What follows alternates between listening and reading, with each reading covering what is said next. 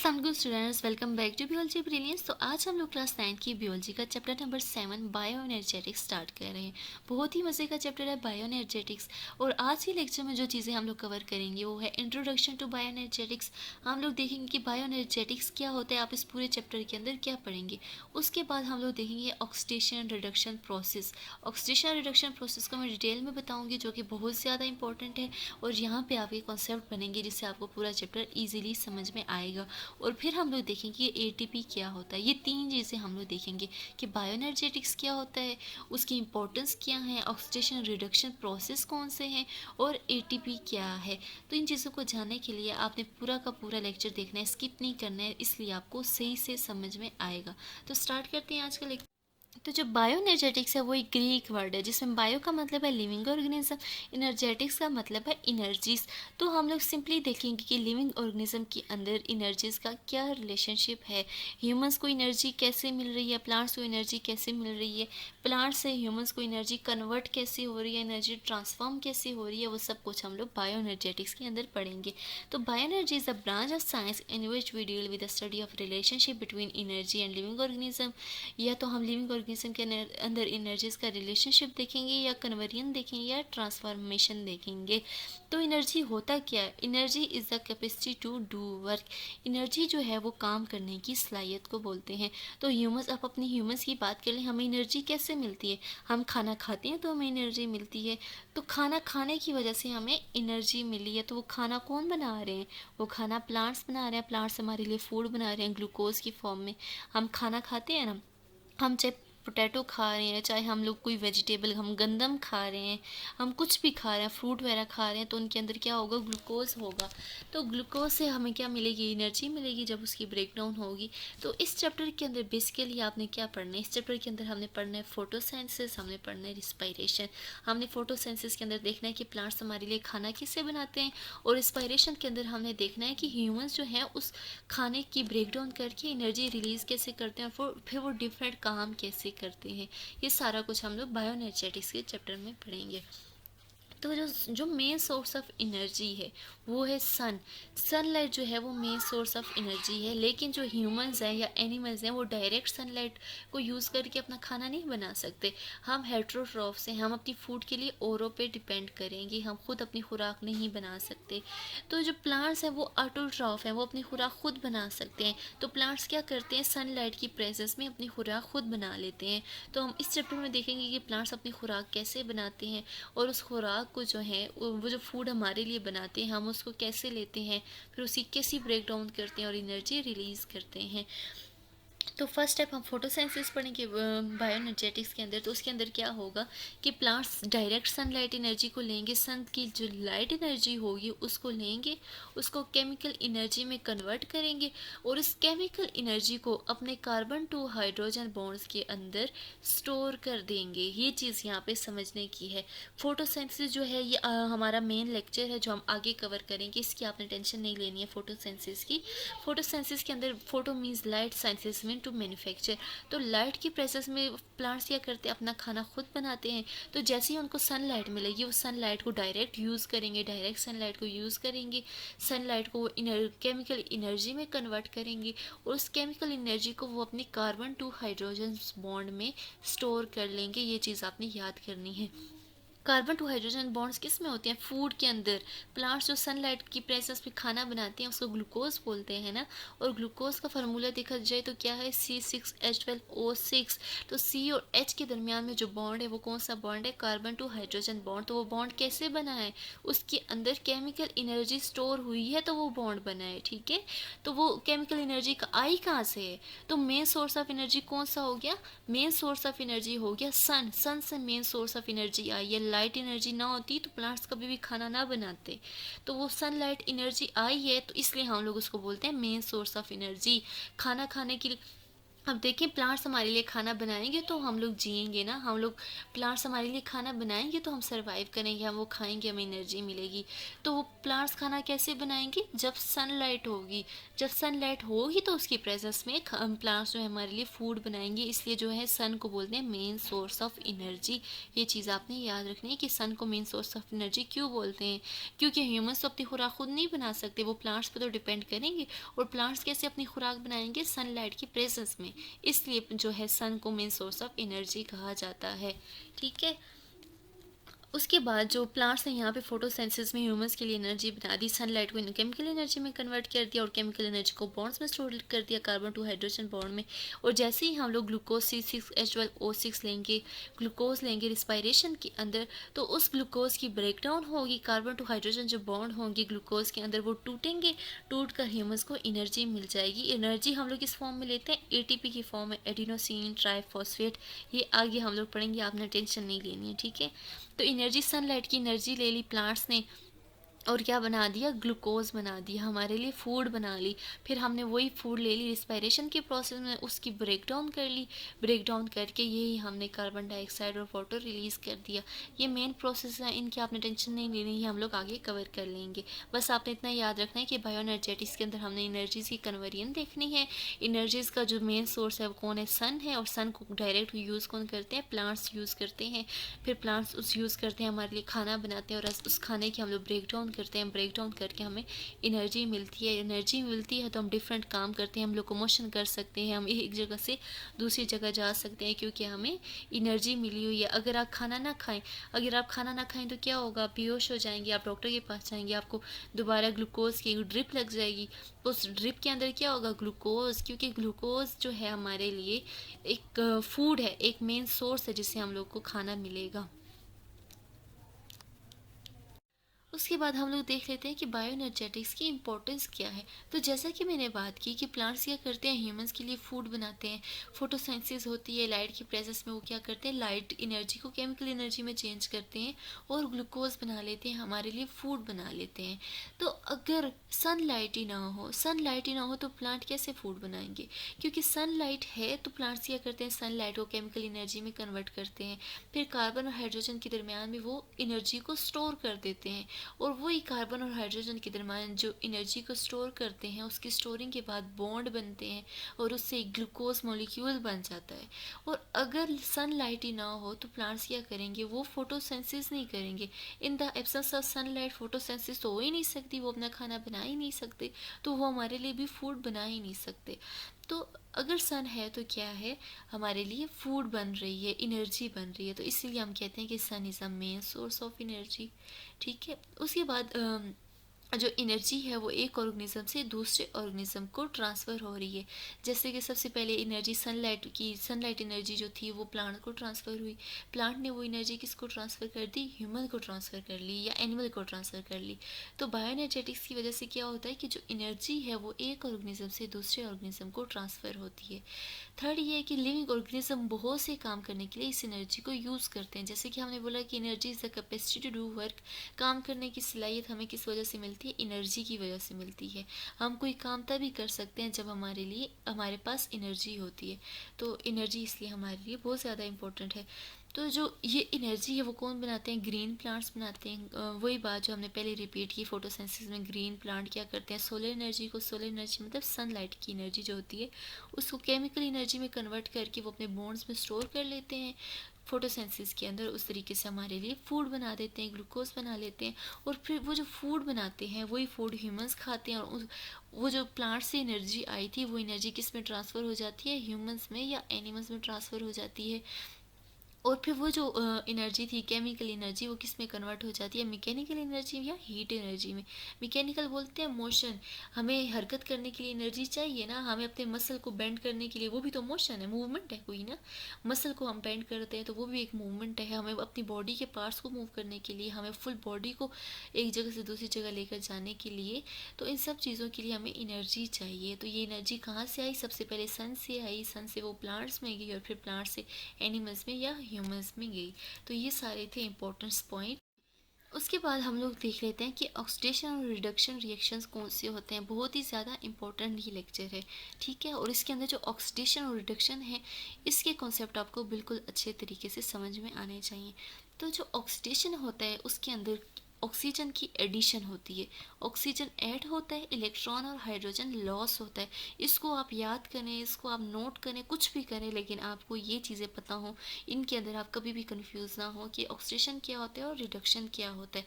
Oxidation के अंदर क्या होगा, ऑक्सीजन ऐड होगी, ऑक्सीडेशन के अंदर ऑक्सीजन ऐड होगी, इलेक्ट्रॉन और हाइड्रोजन रिमूव होंगे, लॉस होंगे, ये चीज़ याद रखनी है। जैसे कि यहाँ पे हम लोग एग्जांपल ले रहे हैं रिस्पायरेशन की। रिस्पायरेशन के अंदर जैसे कि आपको पता है कि ग्लूकोज जो मॉलिक्यूल होता है वो और ऑक्सीजन मिलके कार्बन डाइऑक्साइड बनाते हैं, वाटर बनाते हैं और एटीपी बनाते हैं, ठीक है। ग्लूकोज जो है वो हम लोग फूड है जो कि हम लोग प्लांट से लेते हैं, ऑक्सीजन जो है हम इन्वायरमेंट से लेते हैं, और क्या रिलीज़ करते हैं, कार्बन डाइऑक्साइड रिलीज़ करते हैं, वाटर रिलीज़ करते हैं यूरिया के थ्रू, और जो एटीपी है वो बन जाती है। और एटीपी क्या है, एनर्जी करेंसी है, एनर्जी यूनिट है। ह्यूमंस के अंदर जो सेल होते हैं उसके अंदर जो एनर्जी होती है वो एटीपी के फॉर्म में होती है। यहाँ तक तो हो गया रिस्पायरेशन। लेकिन रिस्पायरेशन में हम कहते हैं ऑक्सीडेशन भी हो रही है, रिडक्शन भी हो रही है। हम कहते हैं जो फोटोसिंथेसिस है और जो रिस्पायरेशन है, इन दोनों के अंदर ऑक्सीडेशन भी होती है, रिडक्शन भी होती है। तो रिस्पायरेशन की इस स्टेप में ऑक्सीडेशन कहाँ हो रही है, हम कहते हैं कि ऑक्सीडेशन में क्या होता है, ऑक्सीजन गेन होती है, ऑक्सीजन ऐड होती है। तो यहाँ पे ग्लूकोज की बात करते हैं तो यहाँ पे कितने ऑक्सीजन थे, 6 ऑक्सीजन थे। लेकिन जब आगे हम लोग देखते हैं, जब ग्लूकोज कार्बन डाइऑक्साइड में कन्वर्ट हुआ है तो यहाँ पे इसके पास 12 ऑक्सीजन है। इसका मतलब ये कि इसके पास ऑक्सीजन ज़्यादा हुए हैं। Gain of oxygen is known as oxidation. तो हम कह सकते हैं कि ग्लूकोज की क्या हुई है, ऑक्सीडेशन हुई है। यहाँ पे 6 ऑक्सीजन थे, यहाँ पे कितने हैं, 6 मल्टीप्लाई 2 करें आप कितना आता है, 12। यहाँ पे डबल हो गए, ऑक्सीजन बढ़ गए हैं, तो ये क्या ऑक्सीडेशन। ऑक्सीडेशन के लिए और हमने बोला कि लॉस ऑफ इलेक्ट्रॉन इसके अंदर रिमूव होंगे, इसके अंदर हाइड्रोजन रिमूव होंगे। तो जैसा कि यहाँ पर आप देख रहे हैं, यहाँ पे हाइड्रोजन थे, ग्लूकोज के पास हाइड्रोजन थे, लेकिन कार्बन डाइऑक्साइड में हाइड्रोजन नहीं है। तो हम कह सकते हैं कि ग्लूकोज से क्या हुआ है, लॉस ऑफ हाइड्रोजन हुआ है। तो ग्लूकोज जो है वो क्या है, ऑक्सीडेशन हो रही है, ग्लूकोज की ऑक्सीडेशन हो रही है, क्योंकि उससे हाइड्रोजन रिमूव हुआ है और ऑक्सीजन ऐड हुआ है। आप इलेक्ट्रॉन को छोड़ दें, आप बस ये दो चीज़ें याद रखें, gain of oxygen and loss of hydrogen. Oxidation के अंदर ओ है ना, तो ओ से याद रखें कि ऑक्सीजन ऐड होगी और जो हाइड्रोजन है वो रिमूव होगा। ये होता है ऑक्सीडेशन। और इसके उलट बिल्कुल चेंज होता है रिडक्शन। रिडक्शन के अंदर loss of oxygen, oxygen remove होगी, गेन ऑफ इलेक्ट्रॉन या gain of hydrogen, hydrogen add होगा और ऑक्सीजन रिमूव होगी। एग्जाम्पल हम लोग देख लेते हैं फिर से रिस्पायरेशन की, क्योंकि हम कहते हैं ऑक्सीडेशन भी हो रही होती है, रिडक्शन भी हो रही होती है। तो यहाँ पे रिडक्शन किसकी हो रही है, ऑक्सीजन की हो रही है। हम कहते हैं लॉस ऑफ ऑक्सीजन, यहाँ पे कितने ऑक्सीजन थे, 6 को 2 के साथ मल्टीप्लाई करें 12 होगी। यहाँ पे 12 ऑक्सीजन थे, लेकिन जब यहाँ से ऑक्सीजन जो है वो वाटर में कन्वर्ट हुई है तो क्या हो गया, वहाँ पे कितने ऑक्सीजन है, वहाँ पे सिर्फ और सिर्फ 6 ऑक्सीजन है। ये पीछे कितने मोल्स ऑफ ऑक्सीजन है, 6 मोल्स ऑफ वाटर है ना, तो 6 मोल्स ऑफ हाइड्रोजन भी है और 6 मोल ऑफ ऑक्सीजन भी है। ये जो पीछे मोल लगी होते हैं, नंबर ऑफ मोल्स, ये दोनों के साथ होते हैं, चाहे वो हाइड्रोजन एलिमेंट के साथ हो या ऑक्सीजन के साथ हो, दोनों के साथ होते हैं, ठीक है। तो यहाँ पे ओ के साथ 2 नहीं है, 2 होता तो 12 हो जाते, 6 मल्टीप्लाई 2 इज इक्वल टू 12। लेकिन यहाँ पे सिर्फ और सिर्फ 6 हैं। इसका मतलब loss of oxygen take place, oxygen जो है वो रिमूव हुई है, लॉस हुई है। तो लॉस ऑफ ऑक्सीजन को भी हम रिडक्शन बोलते हैं, और गेन ऑफ इलेक्ट्रॉन या गेन ऑफ हाइड्रोजन को हम रिडक्शन बोलते हैं। यहाँ पे सिर्फ और सिर्फ ऑक्सीजन था, तो यहाँ पे क्या हो गया, गेन ऑफ हाइड्रोजन भी होगी। यहाँ पे हाइड्रोजन आ गई और जो ऑक्सीजन है रिमूव होगी।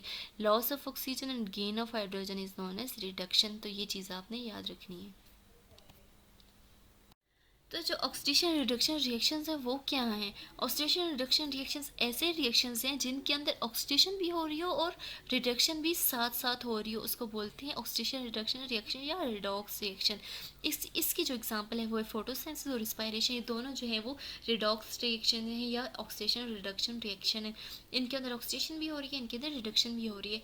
फोटोसिंथेसिस के अंदर हमें पता है कि प्लांट्स क्या लेते हैं, एनवायरनमेंट के अंदर कार्बन डाइऑक्साइड लेते हैं, वाटर लेते हैं, ग्लूकोज बना लेते हैं और ऑक्सीजन बना लेते हैं, और ये जो ग्लूकोज और ऑक्सीजन बना लेते हैं, ये ह्यूमंस और एनिमल्स लेकर आगे कार्बन डाइऑक्साइड और वाटर बना रहे होते हैं, और यही कार्बन डाइऑक्साइड और वाटर दोबारा प्लांट्स लेके ग्लूकोज बना रहे होते हैं। ये सर्कल चल रहा होता है, प्लांट्स ना हो तो एनिमल्स ना हो।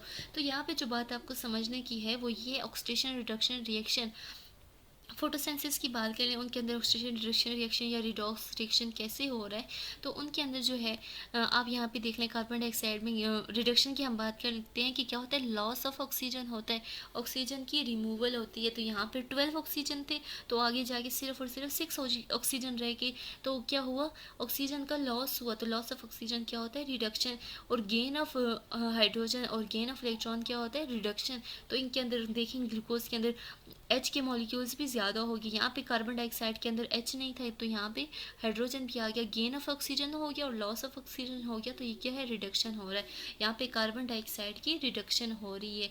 लेकिन वाटर की बात करें तो इसकी ऑक्सीडेशन हो रही है। ऑक्सीडेशन किसको बोलते हैं, ऑक्सीडेशन बोलते हैं गेन ऑफ ऑक्सीजन को, ऑक्सीजन ज़्यादा होगी और हाइड्रोजन रिमूव होगा।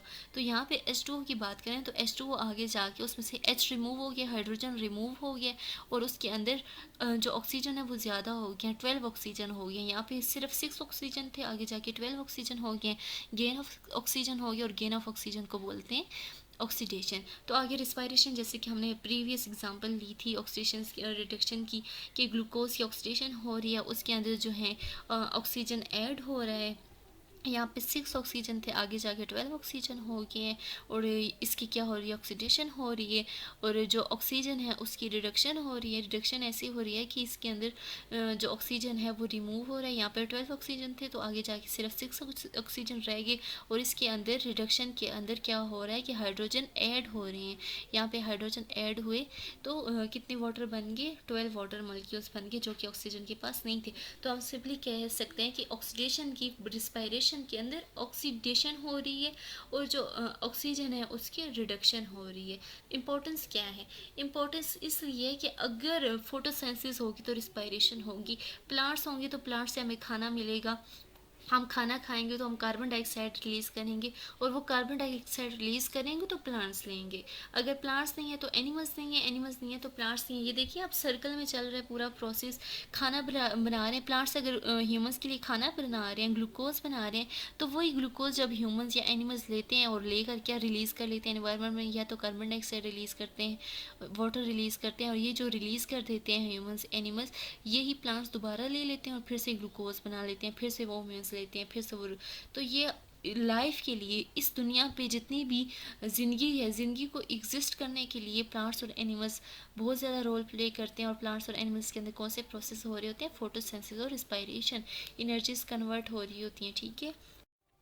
तो ये जो है रिडॉक्स रिएक्शन की एग्जांपल है रिस्पायरेशन, जिसको हमने पहले भी डिटेल में डिस्कस कर लिया है। यहाँ पे आपके लिए इसलिए किया है कि आप यहाँ पे दोबारा से इसको नोट कर लें, नोट करके आप अपनी एग्जांपल्स में ऐड कर लें रिडॉक्स रिएक्शन की एग्जांपल। तो जो ह्यूमंस जो है एनर्जी लेते हैं, हम लोग कहते हैं ना ग्लूकोज की ब्रेकडाउन होती है और ह्यूमंस को एनर्जी मिलती है और वो फिर काम करते हैं। तो वो एनर्जी किस फॉर्म में लेते हैं, ह्यूमंस के अंदर जो एनर्जी होती है वो एटीपी की फॉर्म में होती है। अक्सर एमसीक्यूज आता है कि एनर्जी करेंसी क्या है ह्यूमन सेल के अंदर या एनिमल सेल के अंदर, तो जो एनर्जी करेंसी है वो एटीपी मोलिक्यूल है। एटीपी क्या होता है, एडिनोसिन ट्राईफॉस्फेट। एनर्जी जो यूनिट है ह्यूमंस के अंदर वो क्या है, एटीपी, और एटीपी की एब्रीविएशन है एडिनोसिन ट्राईफॉस्फेट। एडिनोसिन का मतलब अगर आपने डीएनए पढ़ा हो तो एडिनिन होता है, एक न्यूक्लियोटाइड बेस होती है जो होती है एडिनिन, और राइबोस शुगर होती है, एक शुगर होती है कार्बोहाइड्रेट होती है राइबोस शुगर। एडिनिन और राइबोस मिलकर एडिनोसिन बना देते हैं, और ट्राईफॉस्फेट 3 फॉस्फेट के ग्रुप होते हैं, ये मिलकर एडिनिन राइबोस और फॉस्फेट मिलकर एटीपी बना देते हैं। ये सिंपल जो स्ट्रक्चर है ये आप याद करें, बेशक अगर ये आपको कम्प्लेक्स स्ट्रक्चर नहीं याद होता है तो आप ये सिंपल याद करें कि एडिनिन और राइबोस मिलकर क्या बनाते हैं, एडिनोसिन, और ट्राईफॉस्फेट 3 फॉस्फेट ग्रुप मिलकर एटीपी बना देते हैं। और एडिनिन क्या होता है, न्यूक्लियोटाइड होती है, एक डीएनए की न्यूक्लियोटाइड है, एक चेन है, और राइबोस क्या है, एक पॉलीसेकेराइड है, एक कार्बोहाइड्रेट है, एक शुगर है, जो कि फॉस्फेट के 3 ग्रुप्स के साथ मिलकर एटीपी बना देती है, और एटीपी टूटता है और फिर हमें एनर्जी मिल जाती है, ठीक है।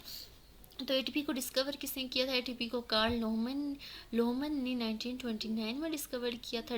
इसकी स्ट्रक्चर की बात कर लें तो वही जो हो गया डबल रिंग नाइट्रोजीनियस बेस है, एडिनिन है। नाइट्रोजीनियस बेस किस में होती है? डीएनए में होती है। उसकी एक फॉर्म है एडिनिन।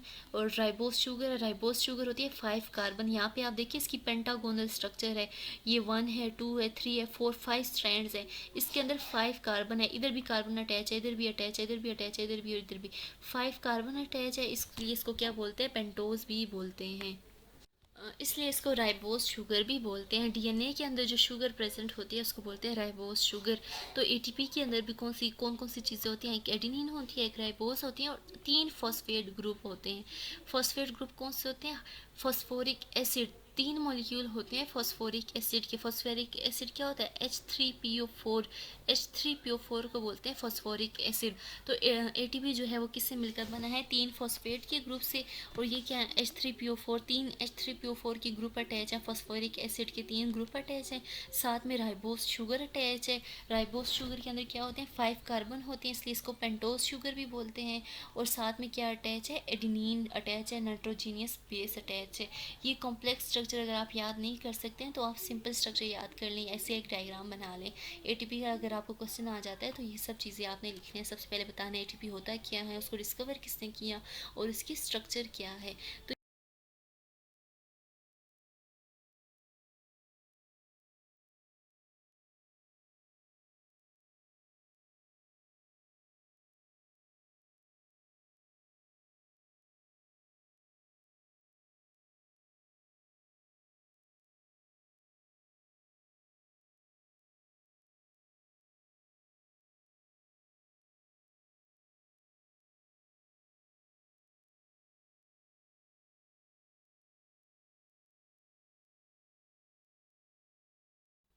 अभी हम लोग देख लेते हैं कि एटीपी कैसे ब्रेक डाउन होता है, एटीपी की कैसे हाइड्रोलिसिस होती है। तो जैसा कि हमने बोला था कि रिस्पायरेशन के अंदर ग्लूकोज से कार्बन डाइऑक्साइड भी बनता है, वाटर भी बनता है और साथ में एटीपी भी बनती है। एटीपी तो बन गई, लेकिन हमारी बॉडी को अब जब काम करने के लिए एनर्जी चाहिए होगी तो एटीपी कैसे टूट के हमें एनर्जी देगा, तो वो सब हम देखते हैं। जैसे ही फ़र्ज़ करें आप एक्सरसाइज कर रहे हैं और आपको एनर्जी चाहिए, तो आपकी बॉडी में ये जो एटीपी बना है खाना खाने के बाद, ग्लूकोज लेने के बाद, इस एटीपी की हाइड्रोलिसिस होगी। ये एटीपी वाटर के साथ रिएक्ट करेगा, रिएक्ट करके अपना एक फॉस्फेट ग्रुप रिमूव कर देगा। एक फॉस्फेट ग्रुप रिमूव कर देगा तो पीछे कितने रह जाएंगे? 2 फॉस्फेट रह जाएंगे। 3 थे ना, एडिनोसिन ट्राइफॉस्फेट, 3 फॉस्फेट ग्रुप थे। लेकिन जैसे ही वाटर के साथ रिएक्ट करेगा एडिनोसिन डाइफॉस्फेट में कन्वर्ट हो जाएगा और एक इसका जो इनऑर्गेनिक फॉस्फेट है वो रिमूव हो जाएगा। और इसके रिमूव होने से हम लोग को एनर्जी मिल जाएगी जो कि होती है 7.3 किलो कैलोरीज के इक्वल होती है। तो इस तरीके से फिर हम लोग एक्सरसाइज कर सकेंगे, हम अपना काम कर सकेंगे। तो ये जो एडीपी है, एडिनोसिन डाइफॉस्फेट, इसके अंदर कितने फॉस्फेट हैं? 2 फॉस्फेट ग्रुप अटैच है, एक रिमूव हुआ है और जिसकी वजह से हमें एनर्जी मिली है।